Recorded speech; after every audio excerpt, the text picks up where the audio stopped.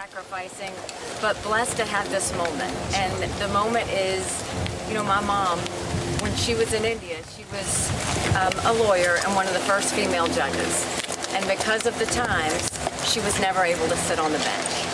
And so to be able to go and vote with her, to watch her daughter and cast a ballot for her daughter for President of the United States tells us everything we need to know about how blessed we are to be in this country. And so it is with great gratitude that I go in today, excited. I always love Election Day. I think there's a lot of excitement, energy. You could tell South Carolinians are passionate. They're getting out and voting. That's what we want.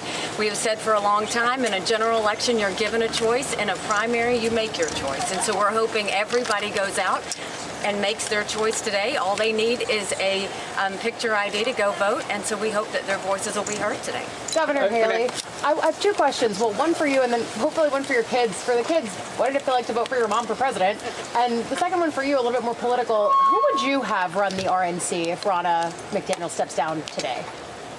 It wouldn't be a family member of a candidate. It wouldn't be someone who says that all the money is going to go to Donald Trump when I know that $50 million of campaign contributions went to personal court cases last quarter. $8 million went to court fees just from January.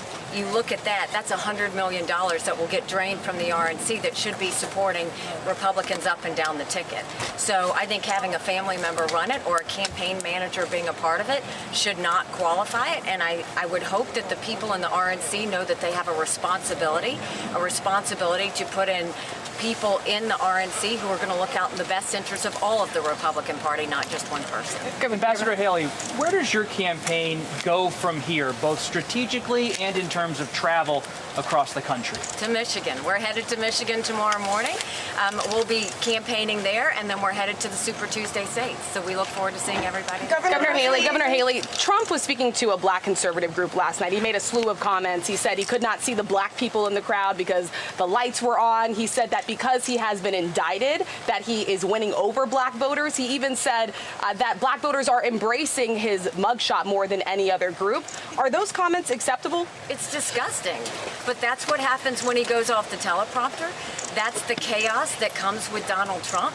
That's the offensiveness that's going to happen every day between now and the general election, which is why I continue to say Donald Trump cannot win a general election. He won't. We can make him the primary nominee if we want to, but Republicans will lose come November. This is a huge warning sign.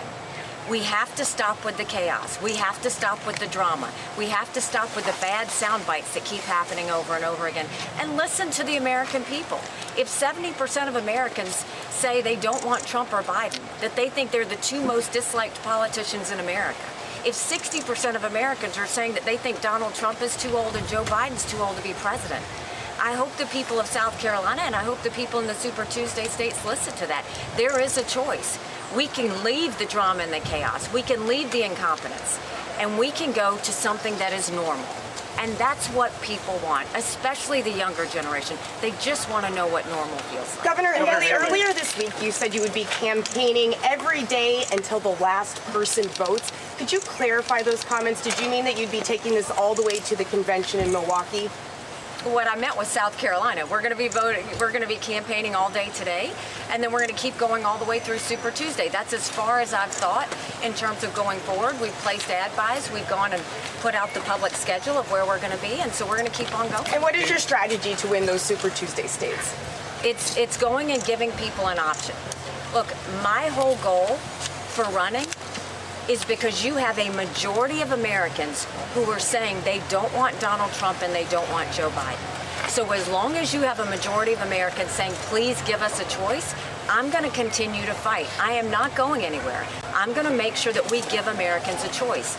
You might go to Russia and they'll anoint kings there. But here in America, we have elections and people's voices are heard. And how blessed are we that we get to do that? And so we want these states to be able to vote.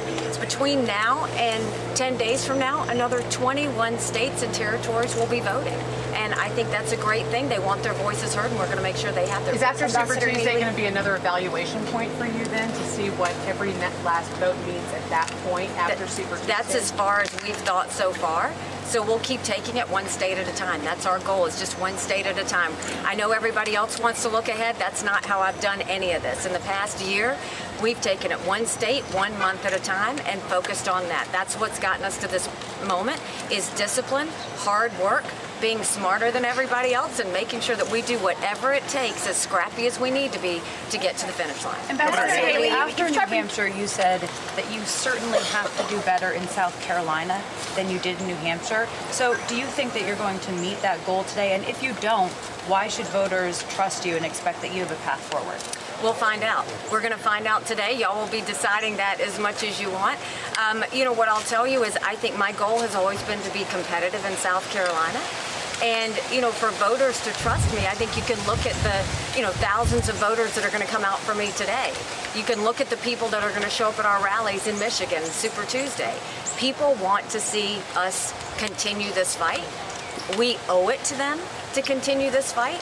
And I think that it's a good thing when democracy reigns. And I think it's great for the Republican Party to have this competition. The only thing that's lacking in this is Donald Trump getting on a debate stage. He should get on a debate stage. Do you think it's safe to say you prep under attacks on the former president? You said he's become more offensive, I think it was on Tuesday. Is there an argument to be made that perhaps you should have gone after him more aggressively at the beginning of your campaign? Not at all. There were 14 people in this race. I had a dozen of the fellas I had to get rid of first. It was taking them out one at a time. Now he is the one-on-one opponent that I have, and that's why you see us showing the contrast between me and him. If I had done that in the beginning, I would have been a Chris Christie. My goal was to make sure that we took it one person at a time. Governor Haley, Guys, this is the last question. some Trump allies have claimed that your ability to attract crossover voters is making the data worse for the Republican Party if a lot of them would normally vote for Democrats. How do you respond to that sort of argument from Trump allies? It's that mindset that keeps Republicans losing. Republicans have lost the last 7 out of 8 popular votes for president. That's nothing to be proud of. We have got to start bringing people into the fold. We've got to start talking to everybody. If we truly believe that our policies lift up everyone, then guess what? You've got to talk to everyone. So when you go to my rallies, when you go to my events, you see everybody there. You see young, old. You see every race. You see every gender. You see Republicans, independents, and conservative Democrats. They all come in. I'm not going to push anybody away. I know Donald Trump said that anybody that supports me is barred permanently from MAGA. How you win votes. That's not how you win Republicans. That's not how you win a general election, and that's why Donald Trump will continue to lose. It's because he pushes people out of our party, and I'm trying to make a Republican Party where we welcome everybody, because when we start uniting on those grounds, when we start coming together as Americans and stop allowing the exaggeration and peacocking of sound bites, and stop the insults, and stop the hating of each other, that's when America will be strong again. Think about it. Of the 2 main candidates that you're talking about, Joe Biden refers to anyone who doesn't support him as fascist. Donald Trump refers to anybody that doesn't support him as vermin. I call everybody who supports me or doesn't support me Americans, and that's where we have to get back to again. Thank y'all very much. Enjoy the Family, day. what did it feel like today? All right, Nikki Haley, she's in this for the long haul, or at least until Super Tuesday. She keeps mentioning at Super Tuesday the state of Michigan, where she might have her best chance. It's debatable where this one stands. I'm Steve Doocy. I'm Brian Kilmeade. And I'm Ainsley Earhart. And click here to subscribe to the Fox News YouTube page to catch our hottest interviews and most compelling analysis.